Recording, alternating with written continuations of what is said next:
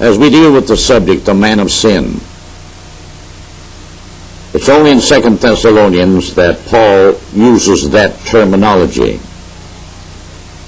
It really means the lawless one. Through the Scriptures, there are different identities given to this one particular evil character that's to come on the scene here in the end time. Now, as I said this morning, as I read here, this fellow, he's an educated man. And here I go again, picking on the educated. I don't do that to be foolish, but to let you know, if you're going to build your profession in economics, you better have enough of education to know how to handle the figures of what you're dealing with. If you're going to fly an airplane like Brother Morrow here has, then for goodness sakes, you better know how to read the maps, altitudes, pressures, and all of that stuff. But there's one thing that God has reserved to himself. He can take an educated man, and by the time he wipes out of his brain everything he ever knew, he can put in there what he does supposed to know. That's why Paul said, everything that he had ever attained and reached to, he counted as nothing. But then when we see these other men in the New Testament especially, we don't want to look upon them as though they're highly professional, educated characters. Yet look what they wrote that has stood the test through the ages of time, especially this age of grace. Now here is why a man like I just read from this morning would say that the Holy Roman Empire had a political leader, and he calls him the Antichrist, and a religious leader, he called him the false prophet, the Pope of Rome. Now that would sound good to a lot of people if you did not know history itself. But after 800 A.D., when Charlemagne was crowned as king of the Holy Roman Empire, it's true, there was a short interval of time, over 100 years there, that Pope and, we will say, Prince, they set equal, dividing the sphere of government of the Holy Roman Empire. But by the time we come to Otto the Great, who was the Pope this time, he is the one that elevated the power of the papacy, and that's why we can say this. In the 17th chapter of Revelation, that there's 7 heads, and yet it spoke of an 8th head. The 8th head did not put 8 heads on. These heads in this meaning, the 7 represent the evolutionary political changes that the Holy Roman Empire, under the imperial type of government that it rose to power with, how through the evolution of politics it evolved. Each stage it gets weaker through the centuries. As it got weaker, that's how come the horns got their identity on the geographical territory. Then when we come to the time of Otto the Great, he was called the Pope Maker, meaning what he did, because he was about 100 years after Charlemagne's hour. What he did, it elevated the office of the papacy to start that supreme authority. By the time we come from 9 to 1,000, 11, 12, 13, 14, 1500, I've got the histories. I challenge any man to know how much education he's got. It plainly shows you that the emperors of Rome were merely figureheads, not men of great authority. In fact, the emperor in Rome, his identity just began to just wilt, like a tomato plant that's been frostbit. That's why then, for the last 500 years of the power of the papacy, just before the Reformation broke, there was one supreme power through all Europe, and that was the power of the Papal Church. I don't say that to be derogatory or to put down on a Catholic person. There are many Protestants today just as ignorant about the facts of things as there are Catholic people. And because I say that, when this man uses the time in that relative period there when Charlemagne was crowned the Holy Roman Empire of the Empire, yes, that placed the Pope and the Emperor, the King, on equal basis. But that didn't last long. That's why they can use that. But after that period, then the emperors, the political figures, none of them meant anything to the power of the Pope, because it was in that following period of time then, King Henry of Germany, Barbarossa of Italy, and King Francis of France were all dethroned by excommunication, calling a strike, and they all had to recant and submit themselves back under the power of the papacy to be restored back to their government positions. That's why it says in the 7th chapter of Daniel, and this little horn shall subdue 3 horns.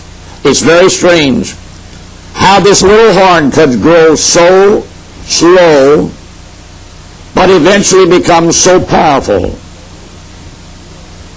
And brothers and sisters, when it was the last form of government, church government taken over the last form of imperial political government, that becomes your 8th head, yet it's of the 7.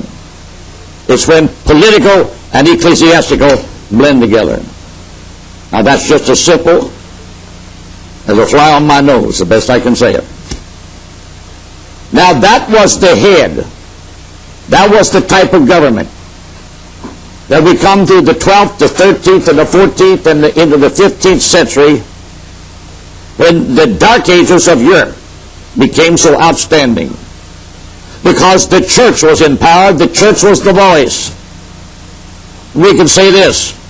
You study the history, there was no advancement, no high learning, because the Catholic Church taught that learning was evil.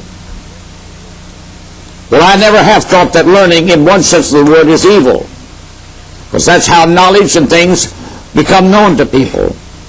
What's evil is how sinful men with political aims and objectives uses education to twist it to their own means of authority and rule. That's when it's evil. With that in mind, that's why there was a Reformation. It starts in 15 and 20. However, there were the forerunners before that, Zwingli and Huss and those. They all got martyred by the Catholic Church. But when we come to Martin Luther in 15 and 20, the time had come now that God was going to strike this head with a sword of the gospel. It was not just one strike. Over a period of years, it was strike after strike. God used men right out of the Catholic environment of Europe. They rose up in different areas of Europe. And God put a revelation of truth in their hearts. And each one took his hack at the power of the Vatican. All you have to do is go back into the histories of that. Read what happened. That's why when you get into Revelation 13, which is a picture of the Roman Empire being restored in our hour, it carries the same identity that the Roman Empire had back there in 14 and 1500, just before the Reformation struck it and began to wound it. What you read in Revelation 13 is not a picture of a beast. That's something new rising up.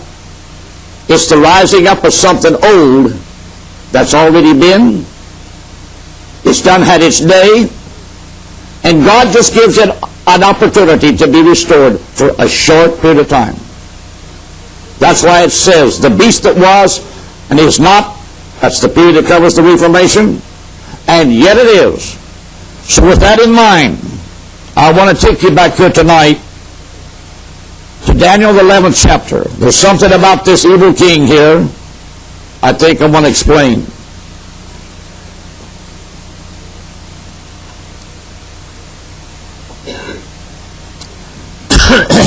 Now it says here, starting in the 37th verse,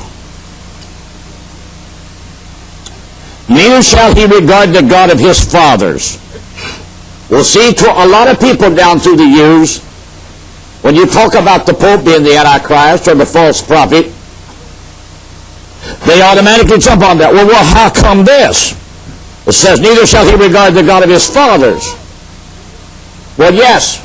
When we look at the power of the Pope and his position in the world of religion and politics, we see him as a religious figure.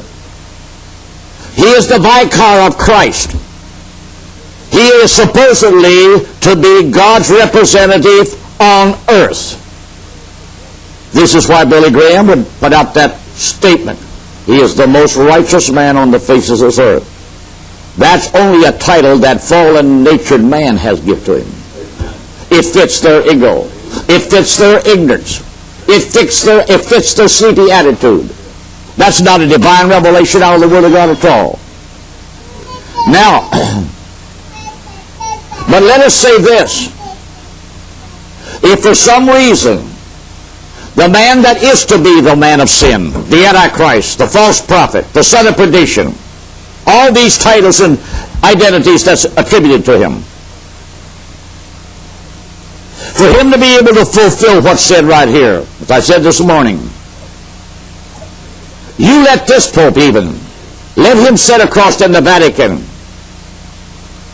and I'm sure if something was to begin to unfold in the Middle East, and brothers, let me say this. Right here is a picture of Netanyahu. He is speaking to the Pope. He is at the Vatican when he spoke to the Pope. He's begging the Pope to come and help out in this, we will say, settling the squabble in the Middle East about Jerusalem. All of this goes to show, brothers and sisters, this man of sin is not just some politicians out of the wild. Because it is a fact, brothers and sisters, the Vatican have had their eye on Jerusalem for a long, long time. Why does this Jew go and beg him to come quickly? We can say this tonight.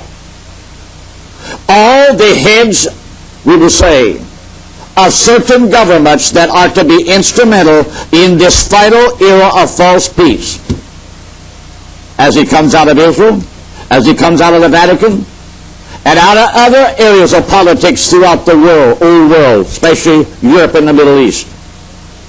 By the time that 70th week of Daniel is arrived, there will be every man on the scene that's supposed to be there. This is a day and an hour when God can put down and he can lift up any politician he wants to see that his word is fulfilled. I will say this tonight. If time was to continue on, unhindered, as it is now fast in the making, yes, the leadership of our president, with a lot of other cohorts of political places in the world, yes, their aim is a new world order. There's a lot of things about this new world order a lot of American people don't even know a thing about. They're going to sit back and just fold their hands and say, well, I'm in America. Yes, and brothers and sisters, if God allowed it, a lot of the things you've enjoyed by being American will be swept away from you over a night's time. Because these politicians care less about you. Why do I say that? When I heard there yesterday morning the news about the down here near Campbellsburg and Shelbyville, this textile garment factory shutting down. One woman testified how she had worked there for 18 long years. What is that going to do to that community? I think it was close to about 14, 15, 1,600 people that worked there. Don't tell me that that's not going to create an economic crunch in them areas. What's going to come in and rehire those people and pay them a salary a livelihood like that place has. But the New World Order vision is this. This is the way that in the New World Order, the world distributes its wealth potential. Its ability to, we will say, help scatter it throughout the world.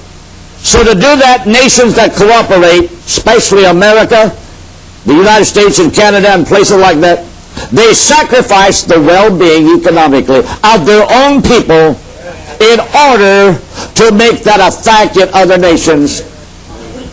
And I will have to say, it was that dirty Catholic religion that came across the Atlantic and settled into Latin America and has ruled those people for hundreds and hundreds of years, that kept them in ignorance and poverty, because the Catholic Church taught also that wealth was sin.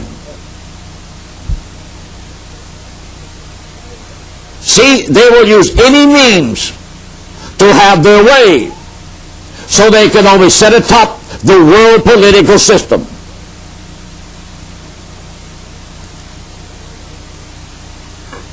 Latin America and South America has, in a potential sense, just as good agricultural potential as the United States has. Venezuela has oil. Mexico has oil. It's very strange that it's just here in the last few years that some of these natural resources begin to be discovered and set in motion to help the economies of those nations. Those nations could absolutely be just as much competitive to the United States today as any nation in Europe or any nation in the Orient. I've been in the Orient in World War II. Some of them places in the Orient, brothers and sisters, were just as in bad a position, economic and material-wise, as anything in South America or Latin America. But we see what has happened in the Orient since World War II. What woke them up? It sure wasn't the Catholic Church. It was the United States ready in their, brothers and sisters, governed them, sent leaders in there, technicians of every description. I've said this. Before World War II, Chrysler had an assembly plant there. Ford Motor had an assembly plant in Tokyo. General Motors had an assembly plant in Tokyo. The Japanese did not have any factories that molded parts. All the parts for vehicles was absolutely precast here in the States, rolled out and such, shipped there for assembling. When the war broke out, there was no more parts went to the Orient, to Japan. What Japan had then was how she took over then these assembly plants. And anybody that served in World War II in those areas, the Japanese never had no four-wheel, six-wheel drive army vehicles. It was unknown. What they did, they took the parts of trucks and things that was already there, and they modified this, they modified that, and they put together vehicles, just conventional two-wheel drive army trucks. I've seen the frames of Dodge with a Ford motor in it and a Chevrolet cab, as the Japanese modified it. And that's why we always hit them in the monsoon season. You know when we went in the Philippines, brother? Right in the rainy season. In a few days' time, brothers and sisters, every road is nothing but a quagmire. And them Japanese trucks sitting there in their mud on the end of the supply lines. And our airplanes just strafing the daylights out of them. Go along them same roads later, months later, when the war is over, there they are, burnt out. The old hull remains. I'm just saying that, brothers and sisters. And some of their old motorcycles sound like old Maytag washing machines. But then after we went in there after the war, and our aim was to rebuild Japan back out of this war state of devastation, yes, again we started the assembly lines. Yet we took every means of modern inventions over there, from tape recorders to the building of RCA radios, TVs and everything.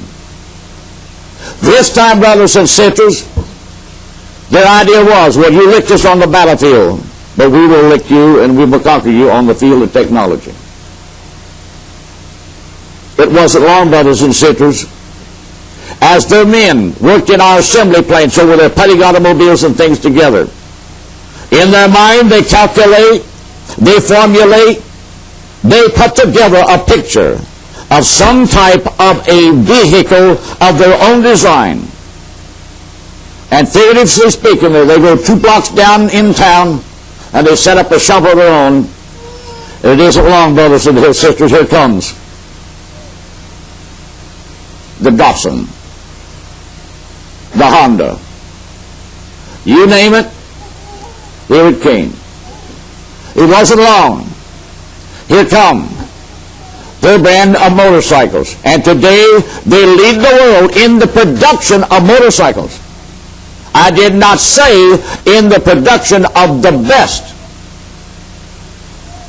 The Japs still like the Harley Davidson. That's American original. And they'll never be able to come up with that. But I'm saying this, brothers and sisters, wherever that Catholic Church as a spirit has ruled its people, it's held them in ignorance. It kept them in poverty.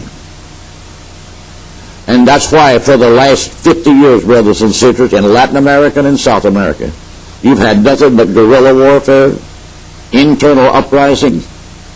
Communism feeds on the poverty of where Catholicism has ruled.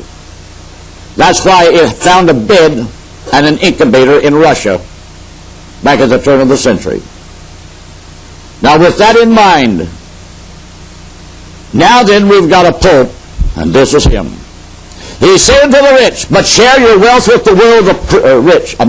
Say to the rich, share your wealth with the poor of the world. Yes, he's one man that can say that. But the popes before him did not set that in a practical sense of the word. Step into these cities in Latin America, they wanted no missionaries to come in and to convert their people. And I have to say, brothers and sisters, it's a pitiful shame. I read the testimony of one missionary's family that went into Colombia, South America. Yes, there's a few that can go into Colombia, South America now. But this all took place in the late 40s. In this one mountain village, as they had went in there to missionaryize these people. Many of these Catholic families, they became converted to this Protestant missionary. The Catholic Church, the priests rose up against this. What did they do? They notified all the banditos in the mountains that they wanted to use them. And on a certain night, they came through this village, riding on horseback, rounding people up, especially these families that has converted to this Protestant belief. They took them out of their houses, they shot them. Some of them, they put ropes around them and drug them down the streets behind horses. The sad story winds up by the male missionary, the husband of the one. They caught him, and they took him in the daylight hours the next morning into the middle of the town square with his hands tied behind him. And they forced him to kneel there in the town square. This is in Colombia, South America, in one of the main cities there. And as they circled him on horseback with machetes, the riders took their opportunity to hack at his head and killed him. That was in the late 40s, just at the close of World War II. I say this, brothers and sisters, the Catholic Church has not always been looked upon in other nations as that peace-loving, religious sanctuary of sinful men that need salvation. They still need salvation. And they need the truth. But the power of that church and its political hold on the leaders of these nations has held them in poverty. And it's not the power of the Catholic Church in the United States that's made the United States a rich empire. It was the Protestant people that made America great in its hour of greatness. I realize we've got millions of Catholics here now that's been born and raised here, so I don't say these things to be derogatory, disrespectful. Because in the light of time now, I've got neighbors that are Catholics that's just as good of friends to me as Protestant people. But when you leave that and lay that aside, they're all blind and ignorant of what's going on in this world. Now this man here, but in his estate, means in his office, in his position of authority, shall he honor the God of forces, which is military, economics, science, material progress. That's what it means. And a God whom his fathers knew not. That's absolutely the fact.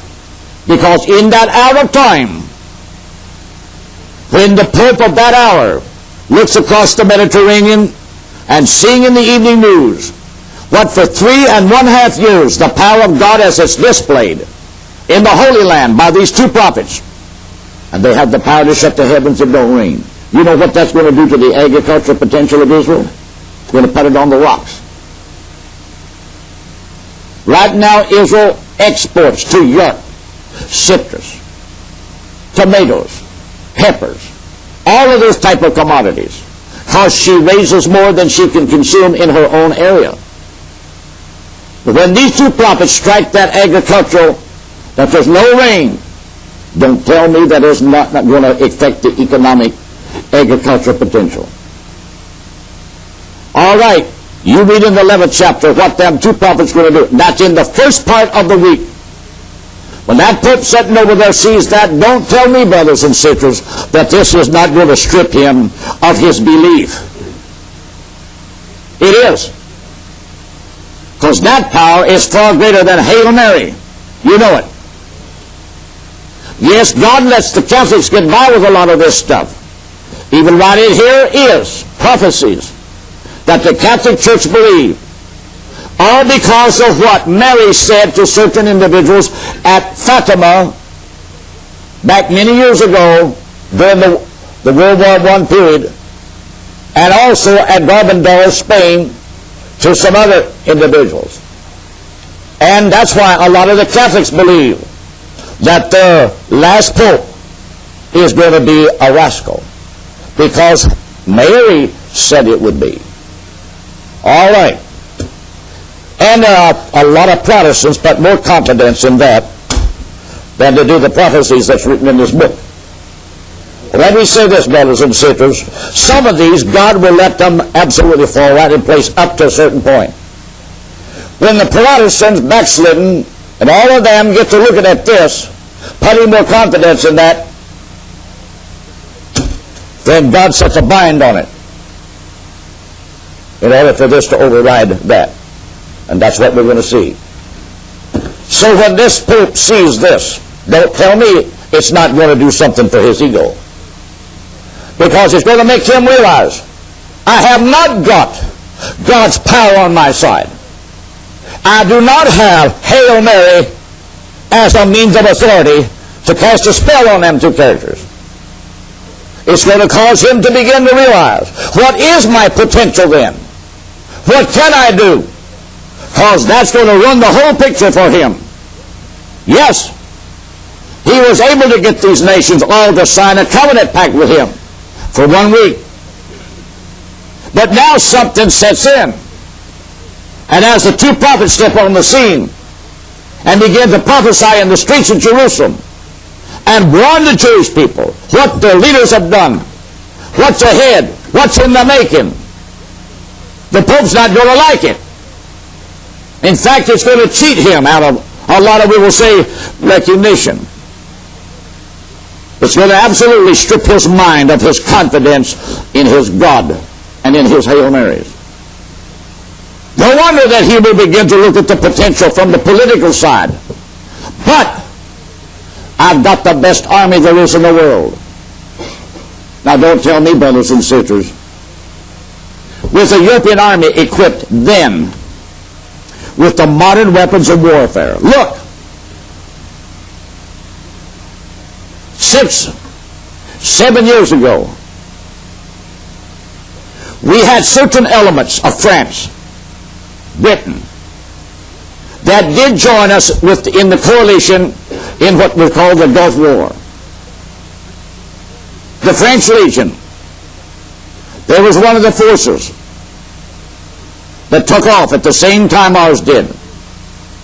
They skirted the big circle in the desert, and the aim was to beat the Iraqis from being able to get out of Kuwait without being slaughtered. I'm saying that, brothers and sisters, to try to let you know there was absolutely modern weaponry there. You and I never got a chance to really see how it worked. But when I read in that newspaper that showed the picture of that one lone helicopter hovering there in the air above the entrance to that concrete bunker with 430 some Iraqi soldiers in it, and they have dropped some kind of a leaflet package: surrender or we blow you to pieces. There, that one lone helicopter, like a bumblebee, with death written on its rocket. And you saw it on the screen yourself. They could put them right through the front door. That wasn't so in World War II. It would have been an accident to put a shell through the front door, let alone drop a bomb right down the smokestack, down the elevator shaft. Now, if it was that accurate then, brothers and sisters, you put another 6 or 7 years onto this, and tell me what they're going to have. That Pope is going to have at his power. A military potential, none like it in the world. Why does it read like this in Revelation 13? It took the land beast, which is America, to help restore Europe after the tragedies and the havoc of World War II. Marshall aid went to the rescue of the citizens. We pumped up their economies. Ships began to be loaded with supplies, materials, to start the wheels of process and progress back a-turning. While the Russians tried to cut it off, there was a conflict of superiority. We had the planes to put it there. And brothers and sisters, we showed the world we could rebuild Europe out of a state of havoc. From Sicily to Denmark, from the coast of France to Austria, cities lay in ruins, highways demolished, bridges gone. All of Europe needed to be rebuilt. And that land beast you read about is none other than America. And military-wise, we had the power to call fire down out of heaven.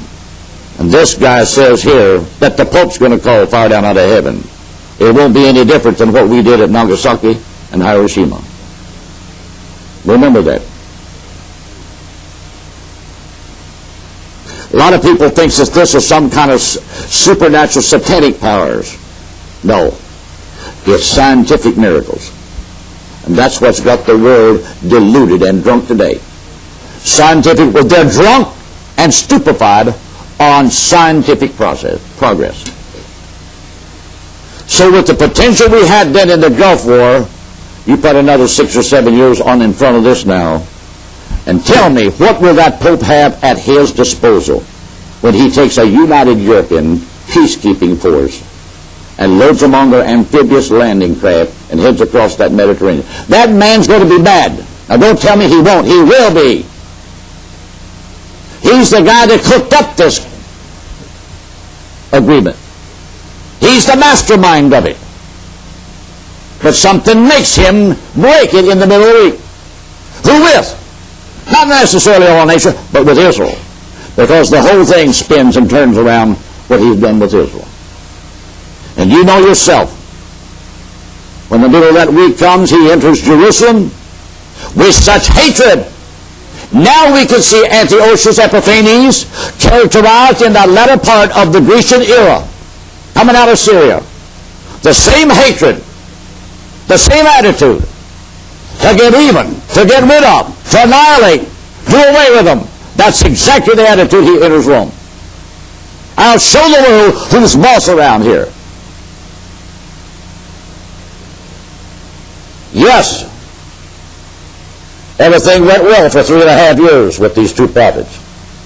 The world don't realize this is where God just allows it to happen. But this dirty man, Pope, that has the brain, the mastermind behind this, as he enters with the best military potential there is accessible in the world. Can't you see how them two prophets are shot innocently, defenseless? They couldn't lift their hands to defend themselves for nothing, just like Jesus. And as the Pope looks on, now he's in Jerusalem. As the world begins to see these bodies, leave them lay there. I want the world to look at it and know who's boss from now on. You would just almost hear his self-righteous. It's no longer a Hail Mary man now. He's got a demon that's causing him to use every means of his success to the god of materialism. He's got it on his side. And the world in their belief is on his side. Every atheist is with him. They're egging him on. And the first day, still laying there. The second day, they're still laying there. And the third day, they're still laying there. Their bodies are starting to bloat now. This guy wants the world to look at this. It starts on the fourth day. At about the time the world is really beginning to celebrate and send their gifts, as it says. And rejoice over the fact, hey, we got rid of those two characters. Then a voice from heaven says, you know, when God says that's enough, that's enough. Come up hither. I wonder if Diane Sawyer will be sticking around to take. You know, they've always got to stick their nose in wherever there's some kind of activity going on. Whether it's Dan Rather, Tom Brokaw. It ain't like the old World War II forecasters and news commentators. We had Lowell Thomas and those type of men. These are the kind they like to get their nose stuck in all kinds of business activities. But I can just see something begin to happen. God will let this ignorant bunch of atheistic, unbelieving mass of humanity rejoice for 3 days and a half. And then all chaos sets in. Suddenly there's a voice spoke from heaven, come up hither! And I can just see the news media. They've got a camera stuck somewhere just to watch this. God's still going to have the last word when this thing's all over, brothers and sisters. God's kept his nose out of man's affairs for several years now, except certain things. But when he gets to the time that God wants to show himself, he can sure do it. And immediately as their two bodies got right up off of the streets and began to ascend up into heaven, there was an earthquake. Shook that old city of Jerusalem. and 1/10 of the city fell. Now I'm saying this. I said Old Jerusalem. I didn't mean to say the old city. Keep in mind, Jerusalem as a whole thing now covers the whole summit of Mount Zion. It extends, brothers and sisters, to the perimeters of almost Bethlehem. Back in 1968, when I was there the first time, I asked, what is the distance between the outskirts of Jerusalem as it was then to the outskirts of Bethlehem? I said 9 miles. Then back in 79, when we was there the last time, on the bus from Jerusalem to Bethlehem, it looked like now subdivisions coming from both directions almost connect the two cities. So you've got to understand, brothers and sisters, that when Jerusalem is shook by an earthquake, it's God's way of giving witness to what He has just done. 1/10 of the city fell. And in that, there were 7,000 people, their lives snuffed out just like that. God's still going to be boss. He's still going to have people looking to Him. I'm saying that, brothers and sisters, but this man of sin, yes, he shall honor with gold and silver, and with precious stones and pleasant things. All of this is his accessible ability to wealth.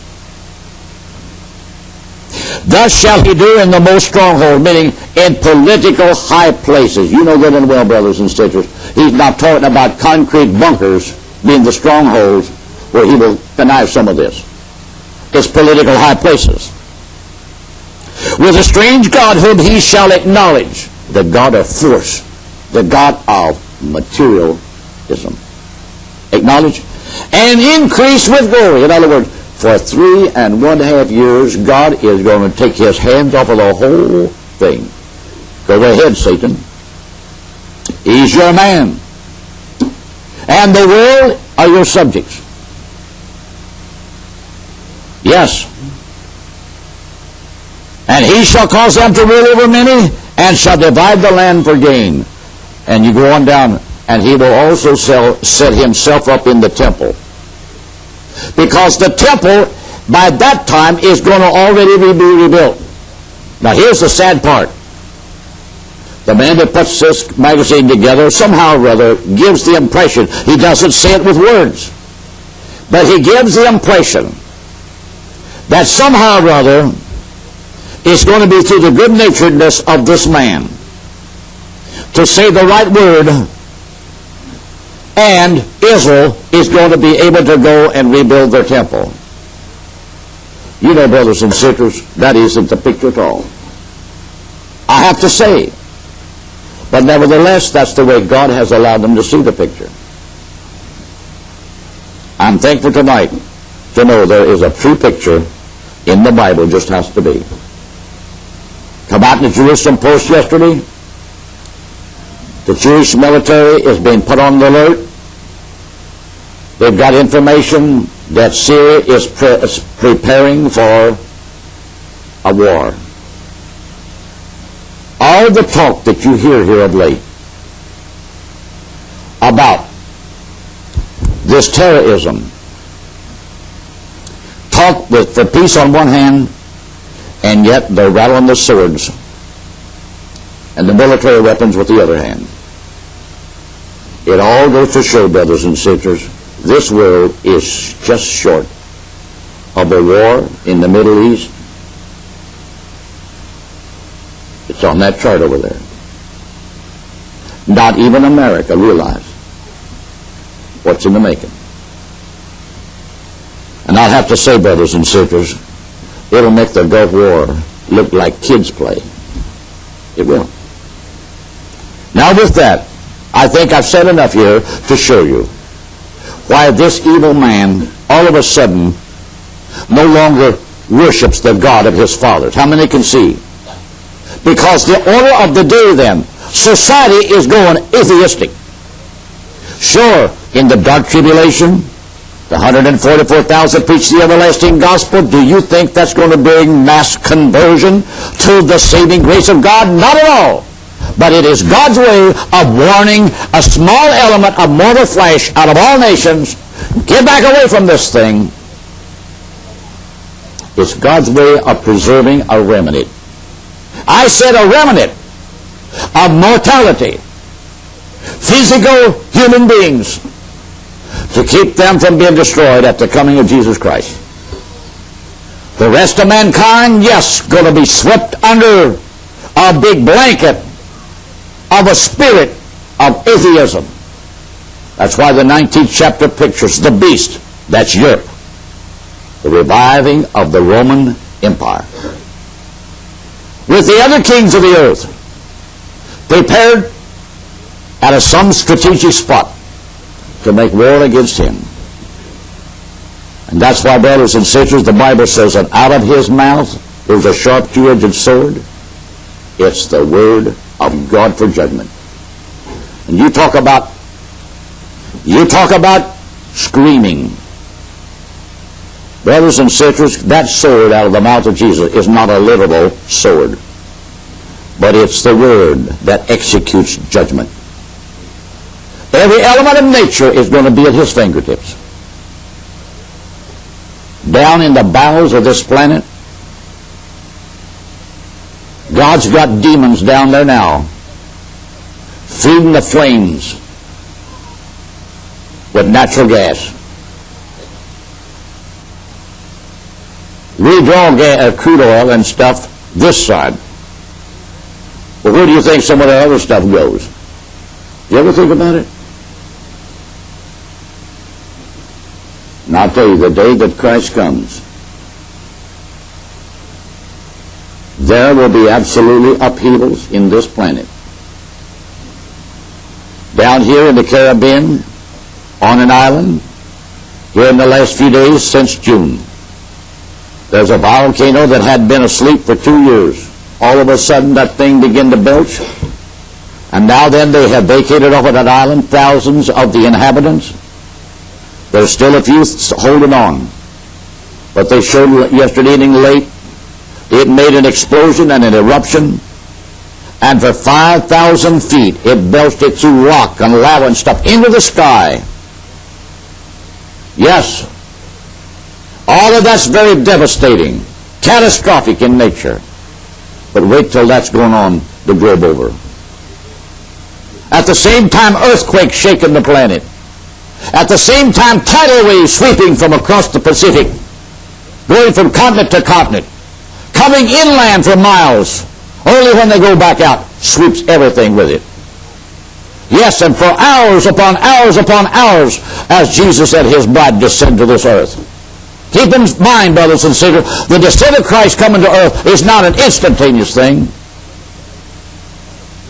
It goes on long enough, brothers and sisters, that every reprobate, every evil thinker, every politician, every sinful man, no matter what part of the globe he lives on, is going to be compelled to look up and see him.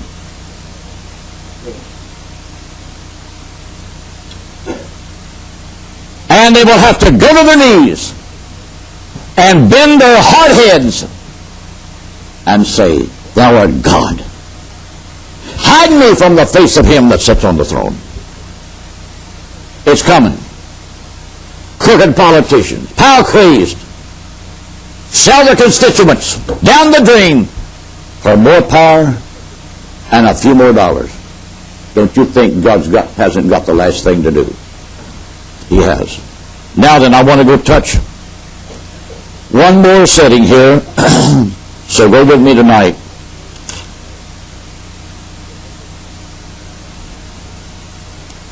Let's go to St. John.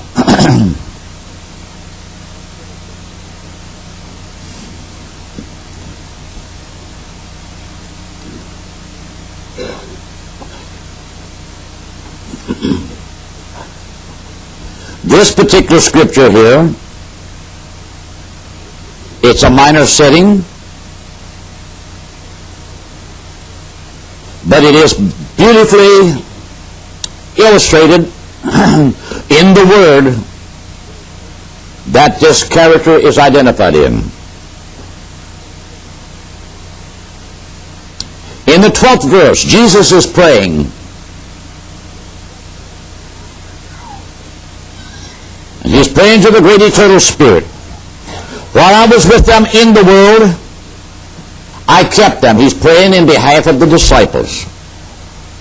In thy name, those that thou gavest me, I have kept, and none of them is lost, but the son of perdition, that the Scriptures might be fulfilled.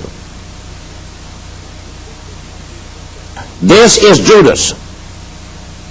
How we see Judas in the final stages of his walk with the Lord. We will say a very insignificant one of the disciples. But it goes to show something all the time that he has walked with his with his Lord for better than 3 years. Something's been building up. And as we get closer to the hour that he has to show his real self. And that's why I say, brothers and sisters, you just wait till the actual Pope is on the scene. That's to fulfill the Scriptures.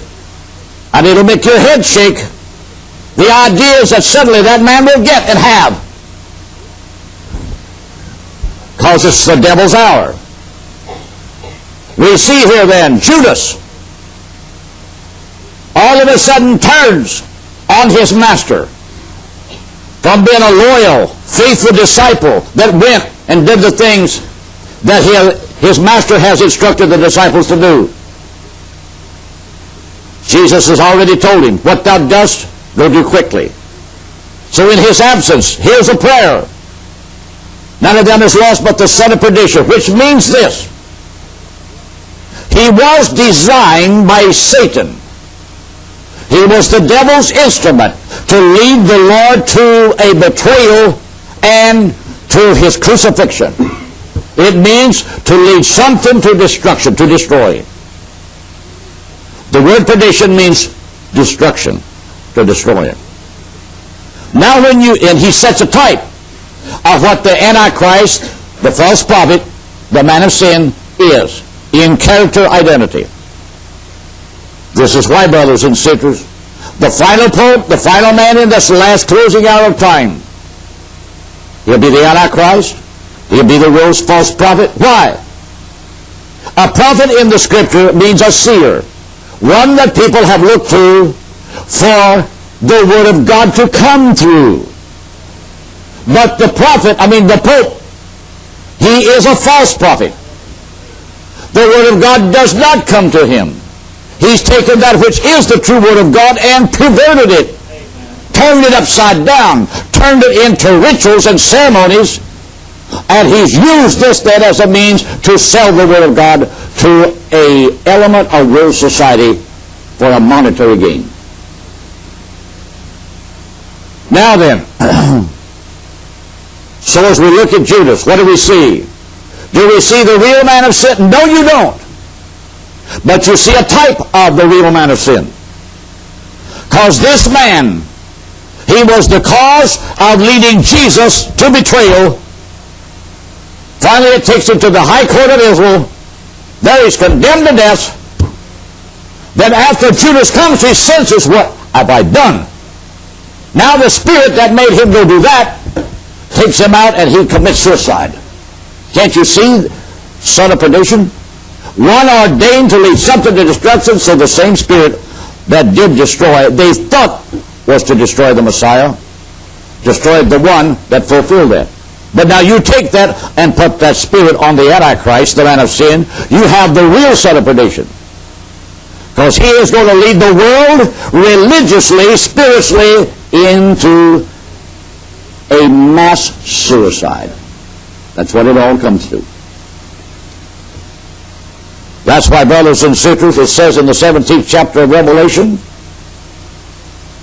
describing that eighth head, where does that eighth head come from? It comes out of the bottomless pit. Well, in that sense of the word, brothers and sisters, it's not talking about the mere man. is talking about the spirit of the devil that uses the man on earth in his office to characterize and fulfill and do all the satanic things. And notice it says in Revelation 17, the 8th, he shall ascend out of the bottomless pit, and the end result is he shall go into perdition. Meaning, he will be cast into the lake of fire for the destruction. Then when you read the final analysis of it all, brothers and sisters,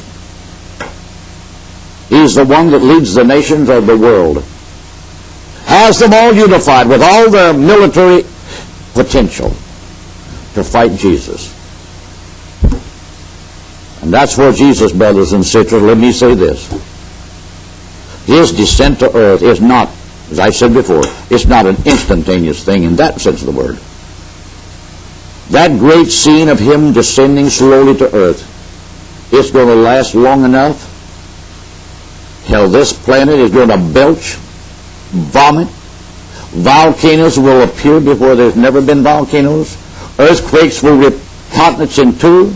Rivers will appear. Rivers will sink. Mountains will disappear. Islands will hide. What is it? It's the day of the Lord's wrath. And who shall be able to stand it? What a shaking. Now then, I think with this, I'll just stop right here. I've tried my best to show you what this one particular man, in all the potential abilities, he fulfills. Spirit-wise, it's the mystery of iniquity. Spirit-wise, it's the spirit of Antichrist. But the man himself carries many identities, and he's one and the self-same thing. I don't care what these fellows will say. God's true people are not going to be misled. They're going to know the truth. That's why it's written in here. And when you hear these fellows today, well, now, Mr. Jackson, you see, it's like this. Are you sure that you're right? I'll just say this. Stick around. Stick around. There's something in the making. And it's not Grandma's donuts either. God's getting ready to shake something. And you know, I'll be so glad. When God starts shaking things, and He begins to let the world know, I still run this thing. I have made it. And nothing will go on, only what I've allowed. Now then, I'll say this and close. I said to start with, if something didn't rise on the scene and stop this New World Order thing, yes. Politicians is doing their level best to make it workable. And God has allowed it to progress up till a certain time. But somewhere in front of us, there's chaos coming. All God has to do, brothers and sisters, is just start sending a few waves of confusion. And I have to believe there is chaos coming to America. Something that America never planned, something America never looked for, something that politicians didn't think of. It's in the making. It's brewing under the cover. And when it pops and breaks, brothers and sisters, there's going to be chaos here at the door of America. When it's over, there won't be enough left in America. I mean, political-wise. America will be knocked out of the world's role of leadership. Europe now will have to go alone. America's been used to rebuild, to rebuild, to rebuild. We never rebuilt Europe after World War I. But since World War II, we've been rebuilding. Rebuilding. We fought in Korea. A war be lost. and many thousands of boys.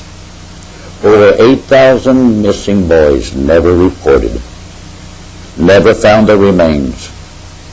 I have to say, brothers and sisters, that bunch of communist leaders lied. And they took us, our leadership, down the drain. The same thing happened in Vietnam. But there's a God up above. He's got the whole thing in the palm of his hand. From now on, he will run the show. Heavenly Father, I pray tonight. We know that you're the God of reality. You're the God that lives. You're the God that convicts man of his sin and his wrongful ways. You're the God of this word, and it is every bit true. We just pray tonight, Lord, that we might be found walking in harmony with you and your word. We might not be liked, we might not be adored, but Lord, we just pray that we can live and walk in your favor. Take what's been said, Lord, paint a picture in our hearts and lives, and help us, Lord, to be ready to walk and to live in reality with you. We ask this now in the blessed name of Jesus Christ. Amen. May the Lord bless you tonight. I want to say to Brother Mark, he's got a couple of visitors.